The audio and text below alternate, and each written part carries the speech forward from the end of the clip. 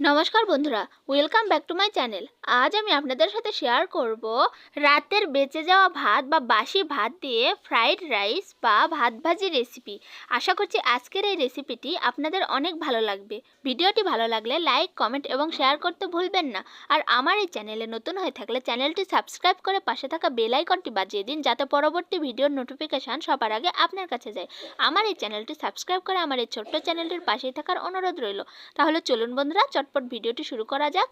দেখুন বন্ধুরা, দেখতেই পাচ্ছেন আমি এখানে বেঁচে যাওয়া রাতের ভাত নিয়ে নিয়েছি এক গাবলা। শীতের দিনে কিন্তু এই ঠান্ডা ভাত কেউ খেতে চায় না, কিন্তু আমি আজকে যে ভাজিটা করে দেখাবো এভাবে রান্না করলে সবাই খাবে আর খুব মজা করে খাবে। দেখুন বন্ধুরা, আমি ভাতটি ভাজি করার জন্য এখানে কি কি নিয়েছি।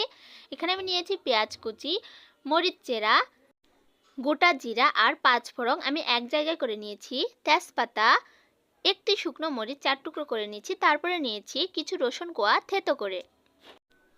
তো ভাতটি ভাজি করার জন্য সর্বপ্রথম আমি চুলার উপরে একটি কড়াই বসিয়ে দিয়েছি, তারপরে দিয়ে দিচ্ছি কিছুটা সাদা তেল। এখন তেল গরম হওয়া পর্যন্ত আমি অপেক্ষা করব। দেখুন বন্ধুরা, দেখতেই পাচ্ছেন তেল কিন্তু খুবই ভালোভাবে গরম হয়ে গিয়েছে। আমি এখন সর্বপ্রথম দিয়ে দিচ্ছি শুকনো মরিচ কুচি, তেজপাতা, তারপরে দিয়ে দিচ্ছি জিরা আর পাঁচফোড়ন। এখন এগুলো ফোটা পর্যন্ত আমি অপেক্ষা করব।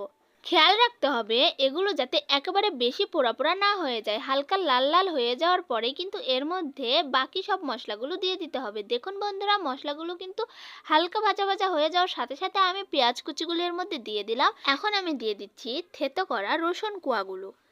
রসুন কোয়াগুলো আমার দিয়ে দেওয়া হয়ে গিয়েছে, তারপরে দিয়ে দিলাম কাঁচা মরিচ চেরা। এখন খুবই ভালোভাবে খন্তার সাহায্যে নাড়াচাড়া করতে থাকবো আর এগুলো একেবারে বাদামি রং হওয়া পর্যন্ত ভাজতে থাকবো। একেবারে বেশি করে ভাজা যাবে না, বেশি ভাজলে কিন্তু পেঁয়াজ মরিচের একটি স্বাদ থাকে, সেই স্বাদটা চলে যাবে। তাই আমি হালকা করেই ভেজে নেব।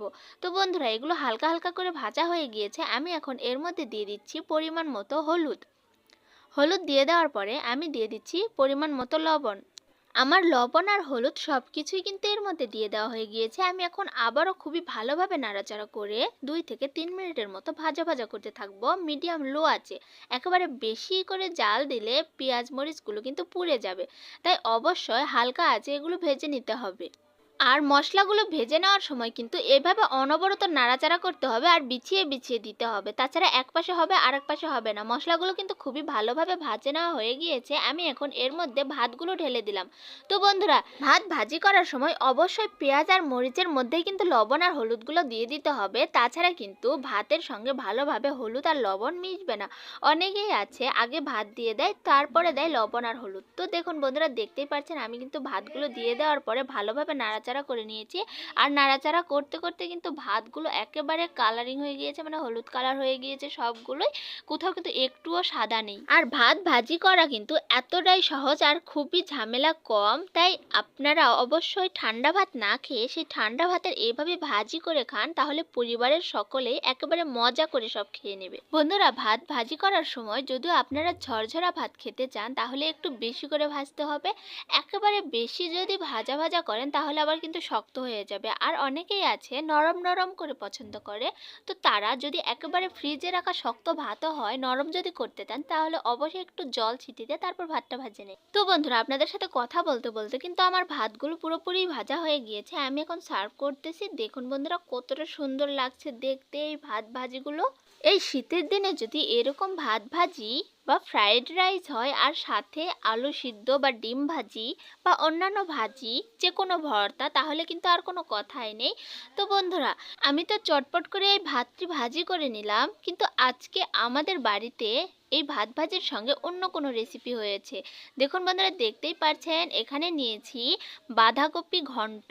এই ঘন্ট দিয়েও কিন্তু অতি মজা লাগে এই ভাত ভাজি খাইতে। আর সাথে আছে শাক ভর্তা, এটাকে হেলেঞ্চা শাকের ভর্তা বলে। এই শাক দিয়েও কিন্তু খুবই মজা লাগে এই ভাত ভাজি খেতে। এই হেলেঞ্চা শাক দেখতে কিরকম আর এটার ভর্তা কিভাবে তৈরি করা হয় সেটা আমার চ্যানেলে দিয়ে দেওয়া আছে, আপনারা চাইলে দেখে আসতে পারেন।